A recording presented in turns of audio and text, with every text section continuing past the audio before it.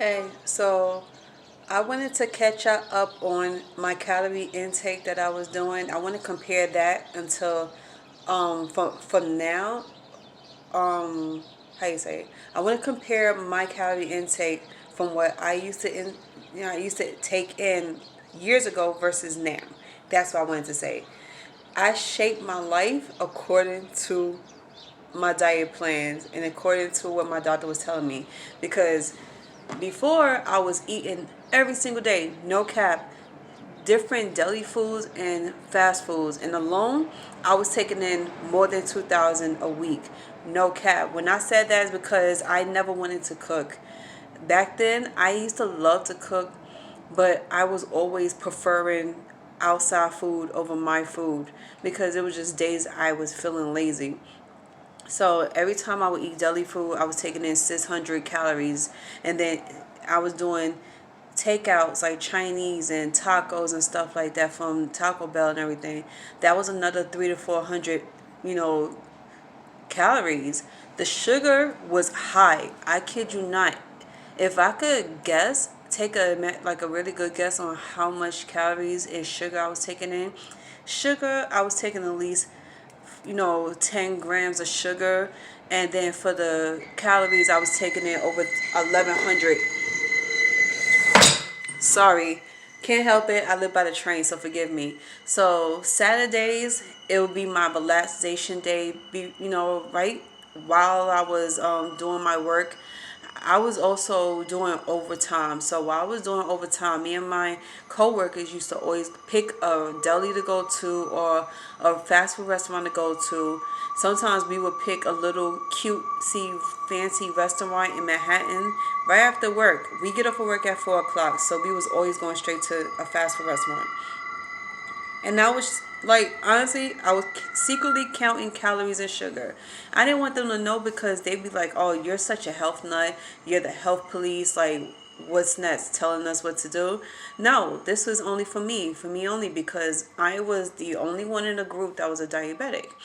I'm very mindful of my health. Believe it or not, I'm very mindful of my health, my sugar. Ever since I was diagnosed with diabetes back in 2008, I was very mindful of what I was putting in my body when it comes to my sugar. And I thought I was doing the right thing by cutting out the fast food restaurants and start cooking my foods. But what I didn't realize is that the way I cooked my foods was also unhealthy. So once again, I went back to counting calories.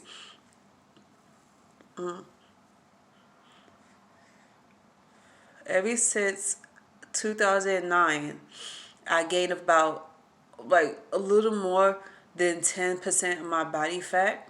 So I went to the doctor one day to check my sugar. I always do every 6 months I do a checkup with my diabetes specialist. And she wanted to see what I was eating, how much I was eating, if I put more fiber and vegetables in my diet. I didn't do it. I was like, I wasn't even thinking about vegetables. I hate vegetables. Ever since I saw somebody try to eat okra, and so many people was eating okra back when I was younger, so it was just disgusting. And then my favorite foods was corn and collard greens. I love those two. Spinach was another one, but like I said, somebody also messed that up for me. So what did I do? I didn't even touch it for the next few years up until 2018. No cap. So I wanted to get some insight on what is the perfect way to get my fiber in and my vegetables in. So she was like, try the farro. It was the buckwheat, farro, and more spinach, cabbage, and here's the thing. I love cabbage, but I don't know why I haven't eaten that in years. So I was in the mood for Jamaican food, and we all love our Jamaican foods with the cabbage in it. So instead of putting a whole lot of rice in my dish, I put a whole lot of cabbage in my dish. And for 2 years straight, I was eating a whole bunch of cabbage. I learned how to cook cabbage. I just hate cutting it because it's so damn thick. So the calorie that I took in from eating that was about I say about good 600 to 700 calories. And then I was like, okay, so what about breakfast? Here's the thing, I hate breakfast. I don't like cooking it and I don't like eating it. So I once again have to, see how other people's taking their calories through breakfast. So I looked on YouTube and I looked at some good breakfast ideas, and I looked at related videos on how people make their breakfasts. And I'm not an oatmeal eater. Don't expect for me to eat oatmeal. Don't even expect to see me eat oatmeal. And then another thing, I love cereal, but I was like, but the cereal don't love me because I gained 5 pounds over it. So one thing I did, I started to look at protein shakes and protein pancakes and waffles. So thanks to seeing what people I know was eating, I started to do it. I was like, how can I make my protein waffles and stuff? So I started looking at a whole bunch of whey proteins and just other like low carbs. So I was like, what is the difference between the, how you say, the plant-based pancakes versus non plant-based? Only thing is the sugar is not in it, and then two, to make the pancake batter alone, it was with other ingredients. I forgot what you call it. I'm sure y'all know what it is, but it's a lot lighter. And instead of using the syrup, I use agave, I use honey, and I love my apple, how you say, my apple pie flavoring. But I could tell you right now, there is no healthy way to make apple pie flavoring. I tried, it wasn't the same. It was so horrible. And it has a lot to do with the butter. So I put the coconut oil in it.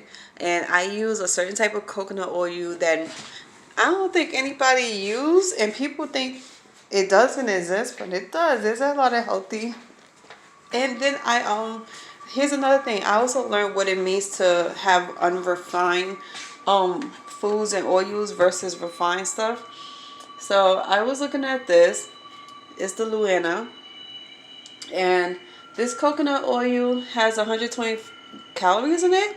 Total fat 14 grams, saturated fat 12 grams, trans fat 0, cholesterol none, no sodium, no carbohydrate or anything in this. But I use a little bit of this, and then I saw the unrefined organic coconut oil. But the thing is, I can't keep paying for that because it's like $10 a jar. And the jar is the same size jar as the one I just showed y'all. I don't think it's worth the money because one, it's like, first of all, that shit will go you broke. They say buying healthy stuff will make you broke. That's true. And like I said, it depends on where you live at. You could probably get a better deal for that. So I started to buy the coconut oil to replace all the other sugary stuff like syrup and stuff. So I do miss my syrup, and I miss eating my syrup with pancakes and waffles and stuff, but I don't eat that no more. And then I'm hearing all these crazy news about Aunt Mama products. So that was it for me. And another thing, so when it comes to spices and my vegetables, I don't like the raw flavor of vegetables, so I spice it up with a lot of paprika, red pepper, ginger, and black pepper. And then every now and then I put curry in it and turmeric.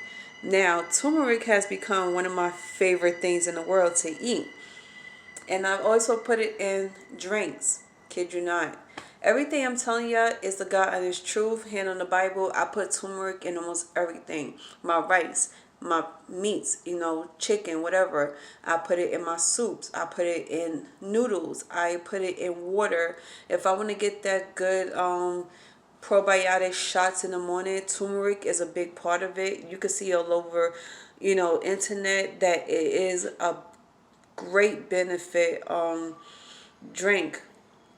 But they call it the golden drink. You can also have that. That's with milk. And I also use pepper in that. So that's what starts my day, and it also opens my nose because one, I don't know how y'all do at night, but at night I have a stuffy nose. I can't sleep. So put in Vicks under my nose, that works. But also the turmeric drink every night, it does help you open your pores and everything up with the spices. So that's just some of the things I wanted to let y'all know about it. And then other things I'm gonna put in my part 2 video is the type of drinks I use, I drink to keep me healthy and going and to prevent colds, because honestly I have not caught a cold in a long time, and I think what I was drinking helped a lot. So just look out for part 2 and y'all will see what I'm talking about.